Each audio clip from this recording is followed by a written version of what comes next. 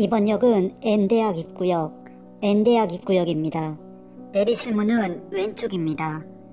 이 역은 입구와 승강장의 사이가 넓사오니 내리실 때 주의하시기 바랍니다. 지하철의 안내방송이 나오자 좌석에 앉아 꾸벅꾸벅 졸던 박영호는 퍼뜩 눈을 뜨며 주변을 돌아보았다. 지하철은 안내방송과 함께 역 안에 진입하며 서서히 속도를 줄이고 있었다. 지하철 안에는 아침 일찍 출근하는 직장인들과 등교하는 학생들, 그리고 몇몇 노인들이 좌석에 앉아 있었다. 박영호는 아차하는 마음에 주머니에서 스마트폰을 꺼내보았다. 시간은 이제 막 아침 7시를 넘어가고 있었다. 아직 아르바이트 출근 시간에는 20분 정도 여유가 있었다. 저번 주에는 지각 한 번 했다고 편의점 점장이 일주일 넘게 잔소리를 해댔었다. 그 잔소리를 또 듣느니 차라리 단잠을 30분 정도 포기하는 게 정신건강에 상당히 이로울 것이 분명했다. 박영호는 가볍게 한숨을 내쉬며 스마트폰을 다시 주머니에 넣었다. 어느새 지하철은 N대학 입구역에 진입하고 있었다. 지하철은 쇳소리와 함께 서서히 속도를 줄이며 스크린도어 앞에 멈춰섰다. 마침내 지하철이 멈추고 스크린도어가 열리자 여고생들이 제잘거리며 지하철 안에 들어서기 시작했다. 야, 오늘 담탱이가 소지품 검사 할 것 같냐? 전에 봤었던 그 오빠 있잖아. 글쎄 이번 주말에. 넌 그만 좀 처먹어. 살 좀 빼라. 수많은 여고생들이 지하철 안에 들어서자 정막을 깨며 수다 소리가 퍼지기 시작했다. 박영호는 삼삼오오 모여 수다 떨고 있는 여고생들을 휙 둘러보았다. 문득 좋은 시절이라는 생각이 들었다. 고등학교를 졸업한 지 몇 년 되지 않았지만 이젠 결코 돌이킬 수 없다는 생각이 들었다. 아르바이트 따윈 때려치우고 다시 학교로 돌아가고 싶었다. 문이 닫힙니다. 아직 승차하지 못하신 분은 다음 열차를 이용하시기 바랍니다. 그때였다. 지하철 문이 닫힌다는 안내방송이 나오는 것과 동시에 계단 쪽에서 한 여고생이 달려오기 시작했다. 여고생은 허리까지 내려오는 긴 머리를 휘날리며 닫혀가는 지하철 출입문을 향해 돌진해왔다. 문이 닫히기 시작했지만 여고생은 포기하지 않고 지하철 출입문을 향해 양손을 내밀었다. 비록 닫힌다고 해도 센서에 의해 다시 열리기를 바라는 모양이었다. 하지만 지하철 출입문이 닫히는 동시에 여고생의 두 손바닥이 창문에 부딪혔다. 지하철 출입문은 닫혔지만 밀려오는 바람에 의해 여고생의 긴 머리카락이 지하철 문에 낀 상태였다. 하지만 지하철 출입문은 다시 열리지 않았다. 스크린도어가 닫힙니다. 저거 왜 저래? 사람이 꼈다! 지하철 출입문이 다시 열리지 않고 여고생이 사이에 낀 채로 스크린도어가 닫히자 사람들이 웅성거리기 시작했다. 여고생은 당황한 표정으로 문에 끼어버린 머리카락을 잡아당겼지만 꼼짝도 하지 않았다. 그리고 지하철이 서서히 출발함과 동시에 여고생의 표정은 경악으로 바뀌기 시작했다. 안 돼! 안 돼! 지하철이 움직이기 시작하자 여고생은 비명을 지르며 손바닥으로 창문을 문질러댔다. 하지만 사람들이 어떻게 할 틈도 없이 지하철은 서서히 속도를 내며 달리기 시작했다. 그러자 여고생의 머리와 양팔이 스크린도어에 마구 부딪히며 마치 헝겊 인형처럼 춤을 추기 시작하는 것이었다. 그 모습을 보자 지하철 안의 승객들이 마구 비명을 질러댔다.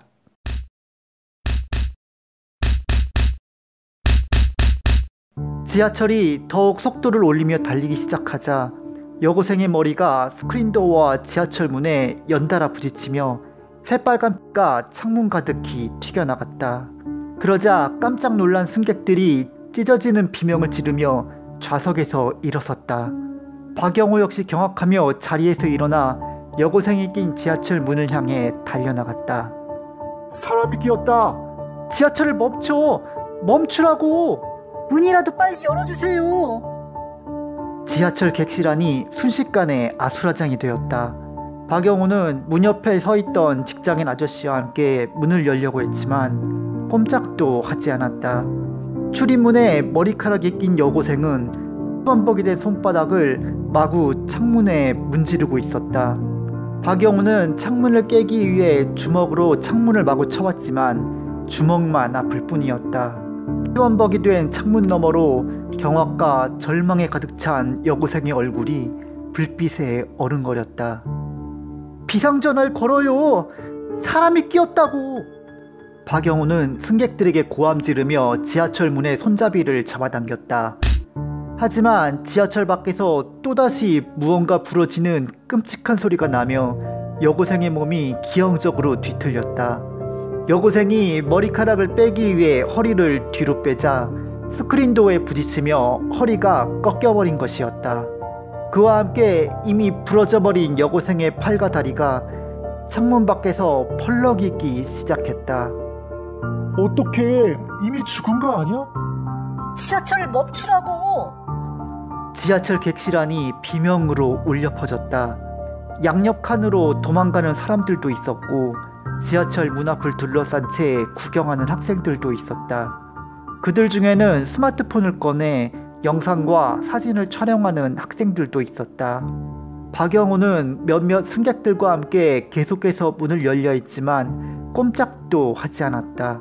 문 사이로 삐져나온 여고생의 머리카락에서 검붉은 피가 방울져 흘러내리기 시작했다. 순식간에 지하철이 역 밖으로 빠져나가자 문에 낀 여고생은 마치 힘없는 깃발처럼 펄럭이기 시작했다.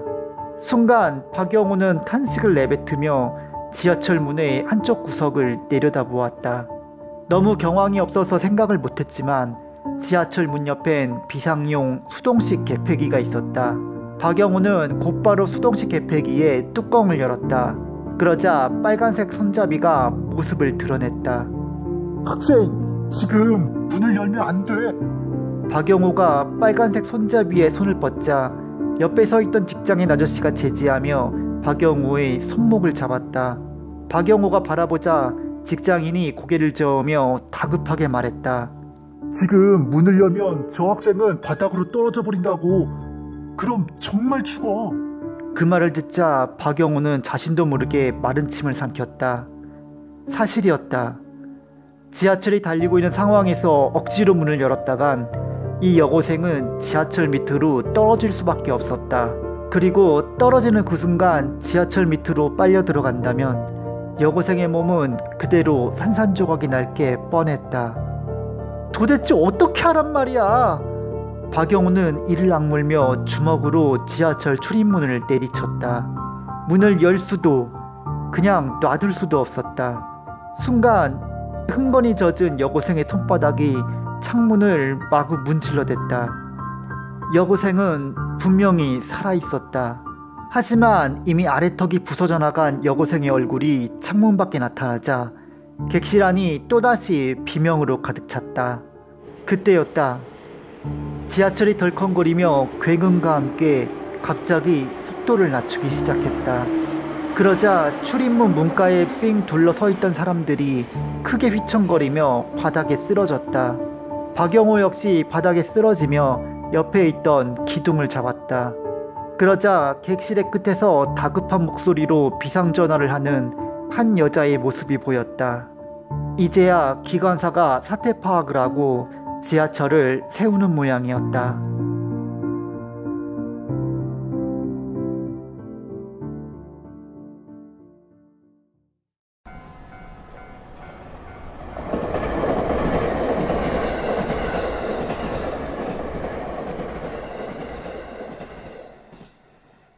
지하철이 서서히 속도를 줄이자 한꺼번에 바닥에 너부러진 10여 명의 여고생들이 욕지거리를 투덜거리며 일어서기 시작했다.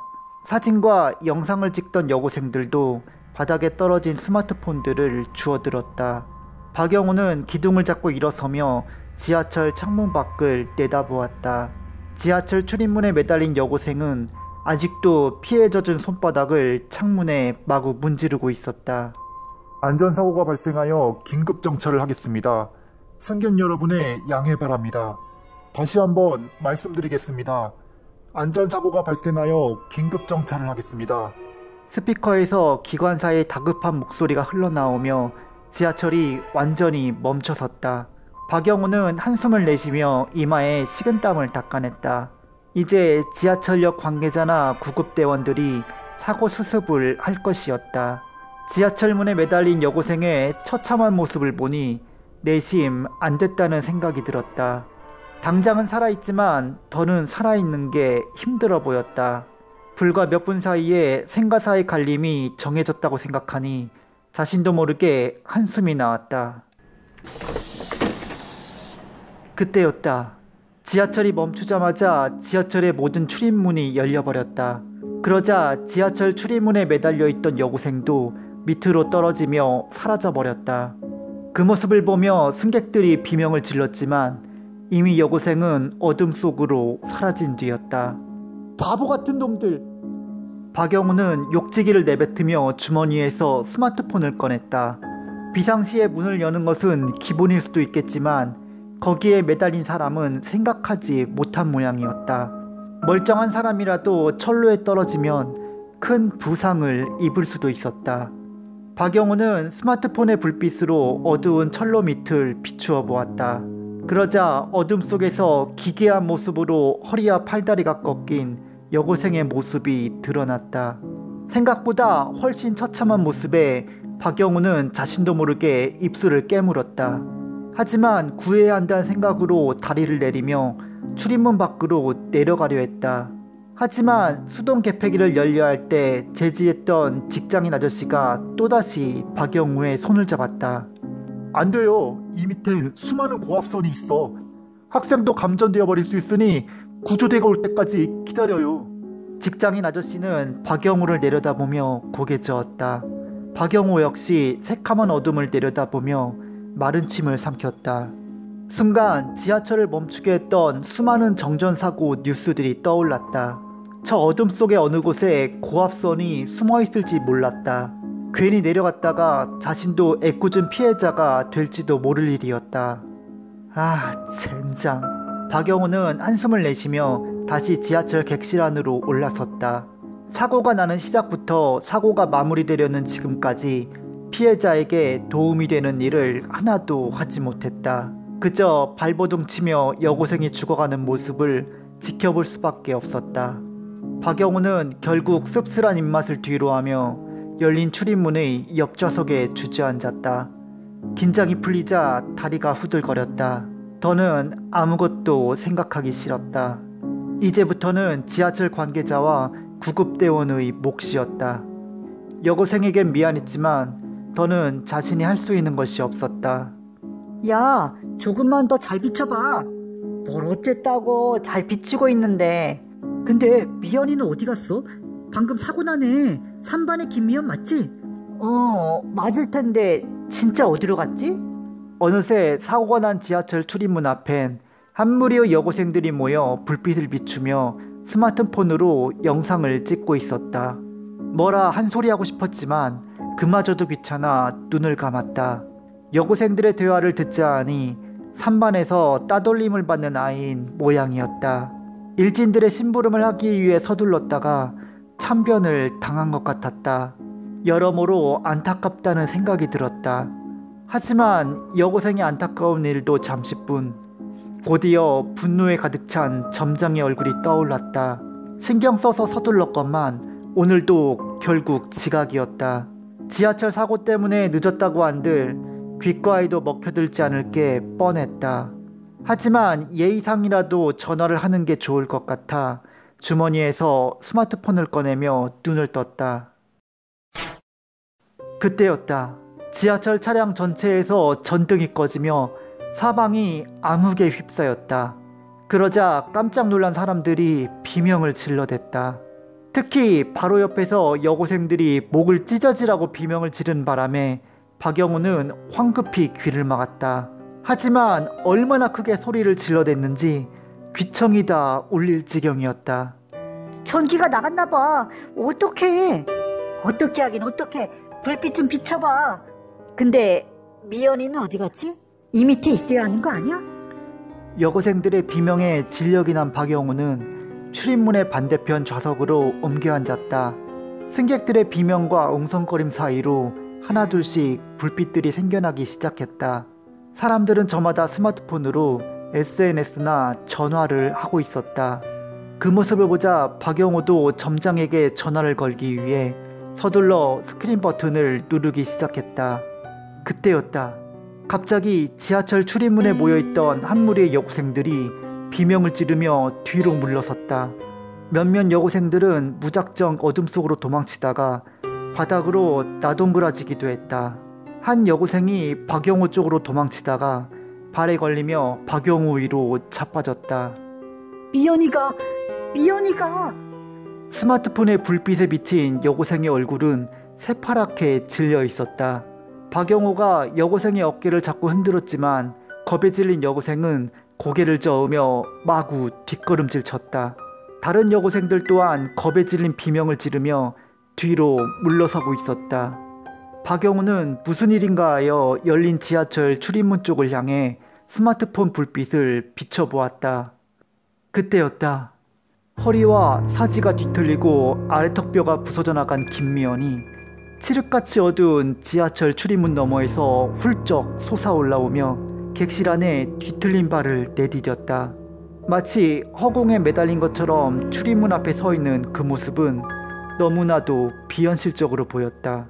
하지만 김미연은 부러진 팔다리를 허우적거리며 천천히 지하철 객실 안으로 한 걸음 한 걸음 들어서기 시작했다. 찢어지는 비명과 함께 스마트폰의 불빛들이 어두운 객실 안에 어지럽게 흩날렸다. 여고생들은 서로 밟고 밟히며 양옆의 객실 칸으로 도망치기 시작했다. 빠르게 전멸하며 부서지는 불빛들 사이로 흉측하게 뒤틀린 김미연의 모습이 서서히 다가오고 있었다. 박영우 역시 그 모습을 보자 기겁하며 몸을 돌렸다. 하지만 누군가에 의해 발에 걸리며 좌석을 향해 고꾸라지고 말았다. 박영우는 그대로 좌석에 머리를 박고 바닥위를 굴렀다. 눈앞에 번개가 번쩍이고 세상이 뒤집힌 것 같았다. 하지만 추스를 새도 없이 몸을 다시 일으켰다. 입술과 턱 밑으로 뜨끈한 것이 흘러내렸다. 코피였다. 아, 젠장. 박영우는 비틀거리며 손으로 좌석을 짚었다. 어느새 승객들은 양옆의 객실로 빠져나가서 객실 안은 칠흑처럼 어두워진 상태였다. 순간 스마트폰 불빛에 어른거리던 김미연의 흉측한 모습이 떠올랐다. 인간이 살아서 그런 모습으로 나타났을 리는 없었다. 분명 김미연의 귀신이었다. 지하 수십 미터의 그런 흉측한 귀신과 객실 안에 함께 있다고 생각하니 순간 숨이 막힐 것만 같았다.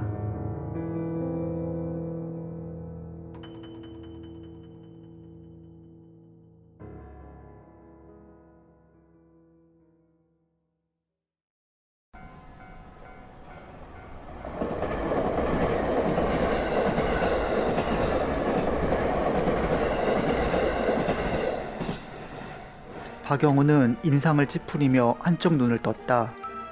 역시 한 치 앞도 보이지 않는 어둠 속에선 아무것도 보이지 않았다. 손으로 바닥을 짚고 일어서려는 순간 손에 쥐고 있던 스마트폰이 느껴졌다. 다행이었다. 박영우는 한 손으로 코피를 닦으며 스마트폰을 잠금 해제했다. 그러자 마치 구원의 불빛처럼 액정이 밝혀졌다.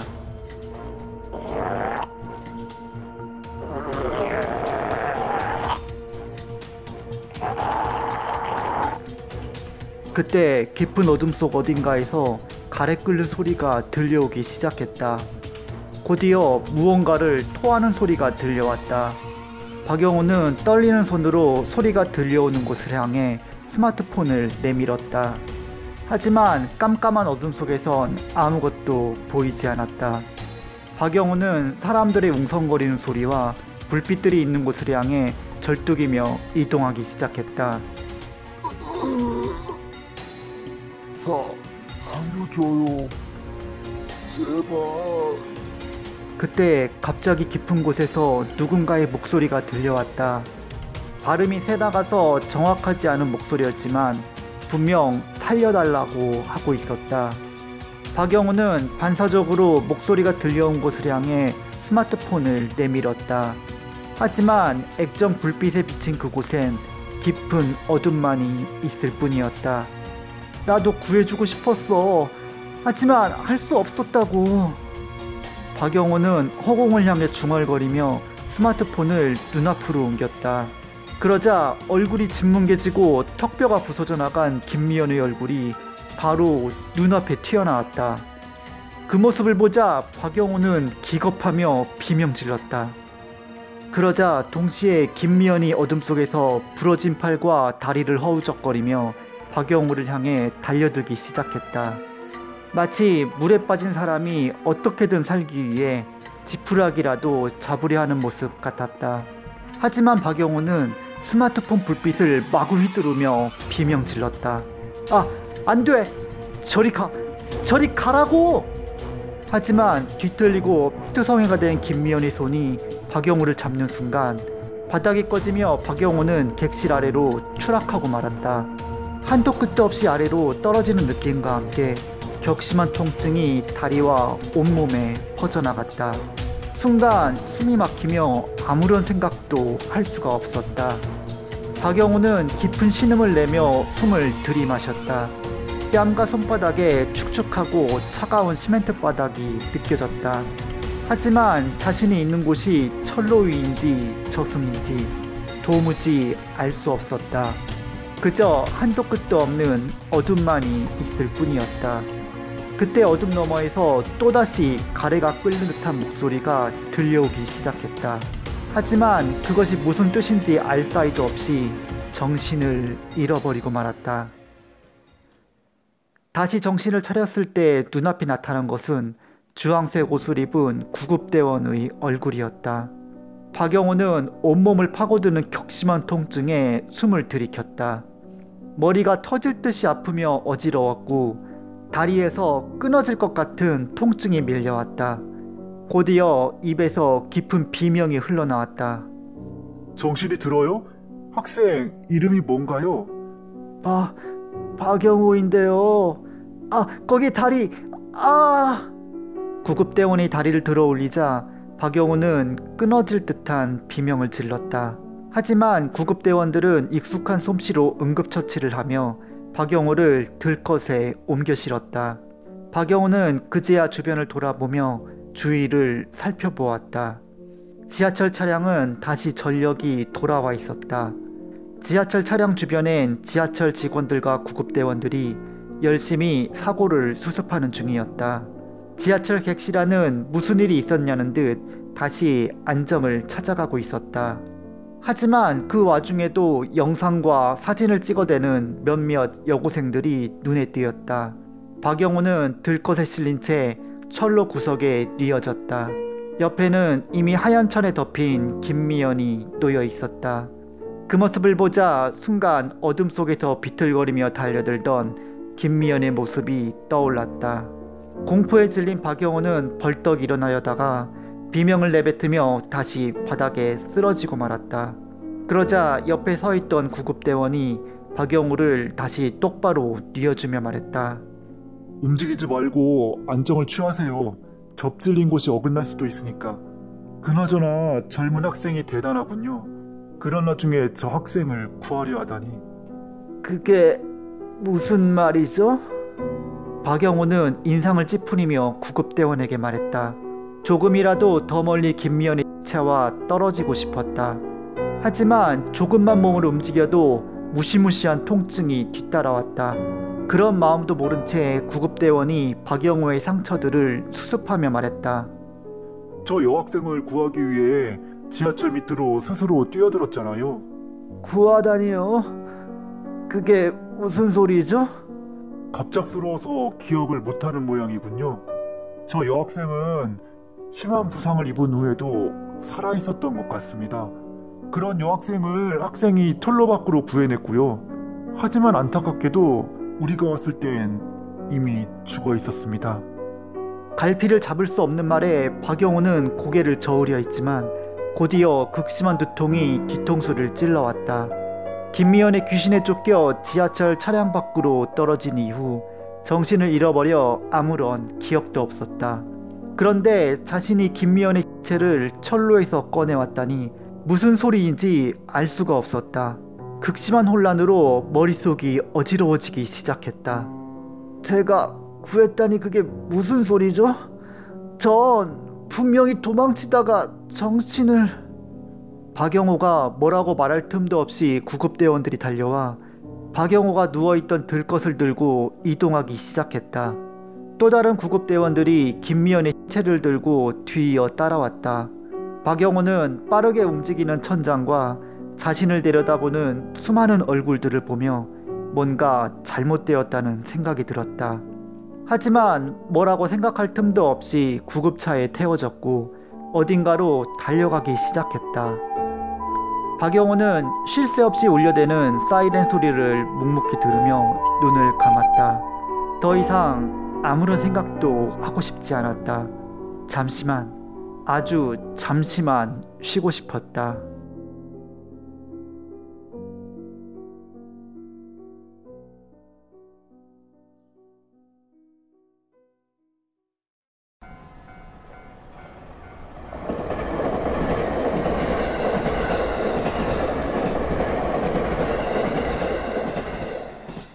며칠의 시간이 흘러갔다. 그동안 몇 가지 변화가 있었다. 병원에 입원하여 치료를 받는 기간 동안 기자들과 지하철 공사 관계자들이 몇 번 다녀갔다.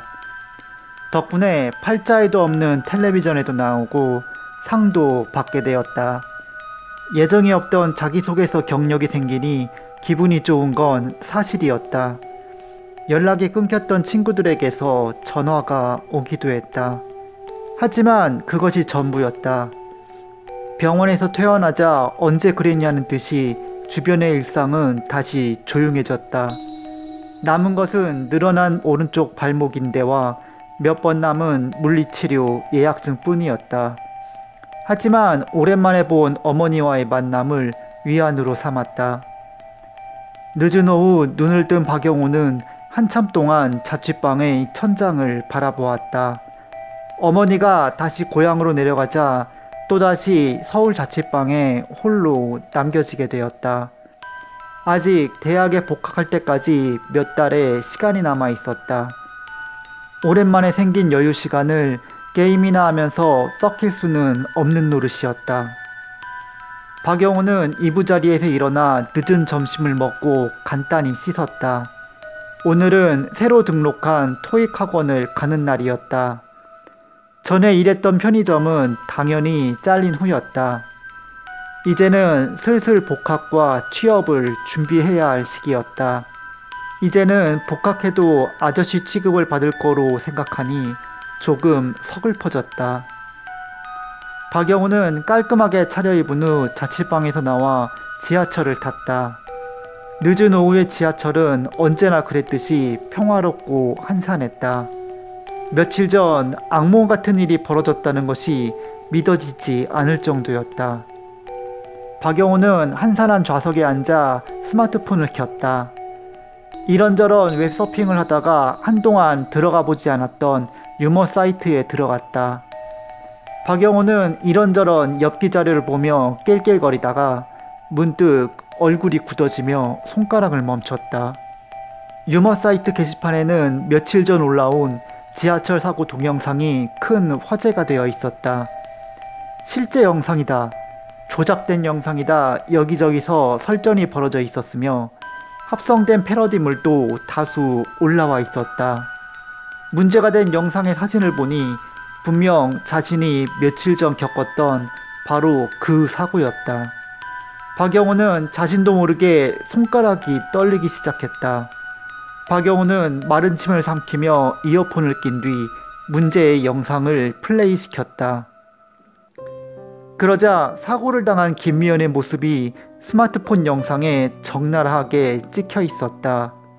곧이어 지하철 출입문의 창문 가득히 새빨간 뿌려지자 박영호는 자신도 모르게 눈살을 찌푸렸다. 영상이 계속되며 김미연을 구하려는 자신의 뒷모습이 나타났다. 아마도 뒤에서 영상을 찍고 있던 여학생들이 인터넷에 올린 모양이었다. 자신의 모습을 제3자의 시각으로 보니 이상한 기분이 들었다. 하지만 여기까지는 단순한 사고 동영상일 뿐이었다. 갑자기 영상이 캄캄해지며 사람들의 비명이 귀청 따갑게 울려 퍼졌다. 정전사고가 벌어진 그 순간인 모양이었다. 당황해하는 여고생들의 목소리가 생생하게 들려왔다. 스마트폰 불빛에 우왕좌왕하는 자신의 모습이 언뜻 보이기도 했다. 그렇게 영상은 여고생들의 욕지거리들이 울려 퍼지며 끊어져 버렸다. 그런데 문제는 그 다음부터였다. 어둠 속에 불빛이 켜지며 흐릿한 영상이 나타났다. 놀랍게도 영상이 나타난 모습은 김미연에게 머리채를 잡힌 자신의 모습이었다. 아래턱이 깨지고 사지가 뒤틀린 김미연은 자신의 머리채를 잡은 채 지하철 출입문 밖으로 끌고 내려가려 하고 있었다. 하지만 자신은 그것도 모르고 어둠 속에서 허우적거리고 있는 것이었다. 박영호는 온몸에 소름이 돋으며 손으로 입을 막았다. 영상에 찍힌 자신은 필사적으로 허우적거리며 버텼지만 결국 김미연에 의해 지하철 출입문 밖으로 떨어지며 사라지고 말았다. 그렇게 영상은 끝나며 어두워졌다. 박영호는 자신도 모르게 스마트폰을 끈 후 마른 침을 삼켰다. 분명 칠흑 같은 어둠 속에서 김미연의 참혹한 모습을 보긴 했었다. 하지만 어둠 속에서 그런 일이 벌어질 줄은 꿈에도 알지 못했다. 문득 자신이 정신을 잃은 사이 지하철 밑에서 무슨 일이 벌어졌는지 대충 알 수 있을 것 같았다. 자신은 김미연을 구한 것이 아니라 지하철 철로 밑으로 끌고 들어가려는 김미연을 매달고 도망쳐 나온 것이었다. 이번 역은 N대학 입구역, N대학 입구역입니다. 내리실 문은 왼쪽입니다. 이 역은 입구와 승강장의 사이가 넓사오니 내리실 때 주의하시기 바랍니다. 지하철이 속도를 낮추며 서서히 지하철역에 진입하기 시작했다. 박영호는 멍하니 허공을 보며 아무런 생각도 할 수 없었다. 그렇게 지하철 출입문이 열리고 스크린도어가 열렸다. 문득 스크린도어에 찍혀있는 흐릿한 자국이 눈에 들어왔다. 문이 닫힙니다. 아직 승차하지 못하신 분은 다음 열차를 이용하시기 바랍니다. 그때였다. 지하철 문이 닫힌다는 안내방송이 나오는 것과 동시에 계단 쪽에서 한 여고생이 달려오기 시작했다. 박영호는 그 여고생의 얼굴을 보자 경악으로 입이 벌어졌다. 그 여고생은 분명 아래턱이 깨지고 사지가 뒤틀린 김미연이었다. 김미연은 마구 비틀거리며 뛰어오더니 닫혀버린 지하철 출입문 창문을 두 손바닥으로 마구 비벼대기 시작했다. 문 좀 열어줘. 빨리 문 좀 열어달란 말이야. 김미연은 박영호를 똑바로 바라보며 가래 끓는 목소리를 냈다. 박영호는 김미연의 한맺히고 살기 어린 눈빛을 보자 꼼짝도 할 수 없었다. 지하철이 서서히 출발하기 시작했다. 그러자 김미연 역시 서서히 속도를 내더니 엄청난 속도로 지하철을 쫓아오며 손바닥으로 출입문 창문을 문질러댔다. 하지만 지하철이 N대학 입구역을 벗어나자 김미연의 영혼 역시 새카만 어둠 속으로 휙 사라지고 말았다.